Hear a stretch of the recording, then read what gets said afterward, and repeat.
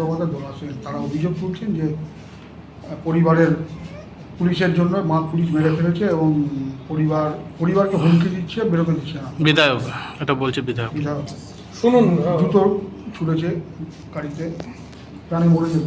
মমতা ব্যানার্জির পুরনো রাজনীতি এটা। শকুন যেমন লাশ খোঁজে, উনিও লাশ খুঁজতে বেরোন। উনি এই মুহূর্তে চাইছেন যে পশ্চিমবঙ্গের কোনো মৃত্যু হয়ে সেটাকে নিয়ে কিভাবে সংবাদ মাধ্যমে থাকা যায়, কারণ আজকে উনি রাজনীতিতে অপ্রাসঙ্গিক হয়ে গেছেন। আমি আপনাকে বলি যে পাড়ার ছেলে হিসেবে, বিধায়ক হিসেবে আমি এই পরিবারের পাশে আছি। যে কোনো মৃত্যু দুঃখজনক, দুর্ভাগ্যজনক এবং অত্যন্ত কষ্টের, কারণ আমরা এই যন্ত্রণাটা না মানুষ হিসেবে বুঝি যে এই মুহূর্তে একটা স্বামীহারা স্ত্রী, একটা ভাইহারা দাদা এবং একটা পিতৃহারা সন্তানদের কি অবস্থা হয়। আমি এবং আমার সরকার সর্বতোভাবে এদের পাশে আছেন, বিচারের জন্য পাশে আছেন এবং পরিবারের যে কোনো প্রয়োজনে আমরা পাশে আছি। এবং ওই পরিবারও জানে যে আমরা পাশে থাকার লোক। মমতা ব্যানার্জির ঘৃণ্য রাজনীতিকে ওনার পরিবার অ্যাকসেপ্ট করছেন না। কোথায় পরিবারে তো ওনারা বললেন যে স্থানীয় প্রশাসনের থেকে সাহায্য চান এবং আমরা নিয়মিত যোগাযোগ রাখছি তাদের সাথে এবং কথা দিচ্ছি যে কোনো প্রয়োজনে পাশে আছি। তো মমতা ব্যানার্জি যে রাজনীতি করতে চাইছে, এই রাজনীতি আজকে বাংলার মানুষ ব্যর্থ করে দিয়েছে। উনি আসলে কোনোভাবে সংবাদ মাধ্যমে একটু টিকে থাকতে, তাই ডিজির পদত্যাগ দাবি করেছে, মুখ্যমন্ত্রী শুভেন্দু সমালোচনা করেছে। আরে সমালোচনা যাদের ঘটনা, তারা তো কিছু বলছেন না।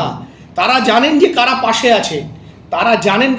আছে, মমতা ব্যানার্জি শুধুমাত্র মৃত্যু নিয়ে, ওনার রাজনীতির শুরুটাই হচ্ছে মৃত্যু নিয়ে, মানে উনি রাজনীতির উত্থান মৃত্যু নিয়ে, তাই আবার ওনার সিঁড়ি হিসেবে মৃত্যু খুঁজতে বেরিয়েছেন। কিন্তু আমরা কোনো মৃত্যুকে রাজনীতির অ্যাঙ্গেল থেকে দেখি না। আমরা এটা দেখছি না যে সেই ব্যক্তি তৃণমূল ছিল না সিপিএম ছিল না কংগ্রেস ছিল। আমরা সেই ব্যক্তিকে, বিরজু কিয়াটকে একজন মানুষ হিসেবে দেখছি। আমরা তার পরিবারের পাশে আছি, কারণ পরিবারের প্রিয়জন হারানোর যন্ত্রণা একজন মানুষ হিসেবে আমি বুঝি। সেই জন্য আমরা পাশে আছি এবং ওনাদেরও ভরসা আমাদের উপর আছে, ওই পরিবারের ভরসা।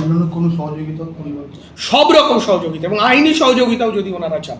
যে এই ঘটনার তদন্ত, এই ঘটনা কি হয়েছে আমি জানি না, কিন্তু কাস্টেডিয়াল ডেথের যে প্রক্রিয়া আছে, তার তদন্তের যা যা পদ্ধতি আছে, যা যা প্রক্রিয়া আছে, সেই প্রক্রিয়ায় সর্বতোভাবে সরকার তাদের পাশে আছে। আমরা কোনো মৃত্যুকে ধামা চাপা দিতে চাই না। মমতা ব্যানার্জি মৃত্যুকে ধামা দিতে চেয়েছে। আরজিকর ঘটনার সময় আমরা দেখেছি যে আরজিকরের ঘটনা ঘটেছেন এবং মমতা ব্যানার্জি এবং তার প্রশাসন নির্লজ্জভাবে সেটা চাপা দিতে চেয়েছে। কিন্তু আমরা কোনো ঘটনা এক বিন্দু চাপা দিতে চাইছি না। আমরা বলছি যার মৃত্যু হয়েছে সে মৃত্যু দুঃখজনক, তার প্রকৃত তদন্ত হবে।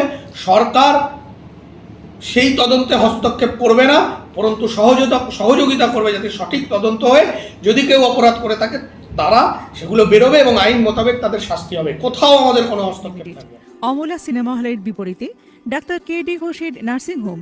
এখানে যত্নের সহিত সাধ্যের মধ্যে স্বাস্থ্য পরিষেবা দেওয়া হয়।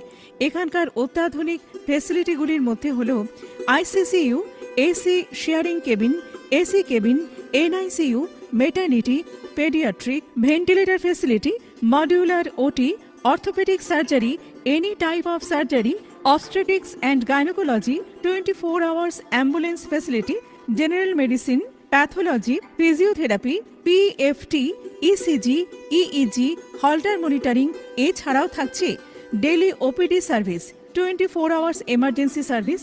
আমাদের ঠিকানা বারাসাত রোড, নোনা চন্দনপুকুর, ব্যারাকপুর। অমলা সিনেমা হলের বিপরীতে, কলকাতা 122। যোগাযোগ 03325920006। মোবাইল নাম্বার 9433389740 এবং 9433389739। সারদা সেবা সদন হসপিটাল প্রাইভেট লিমিটেড।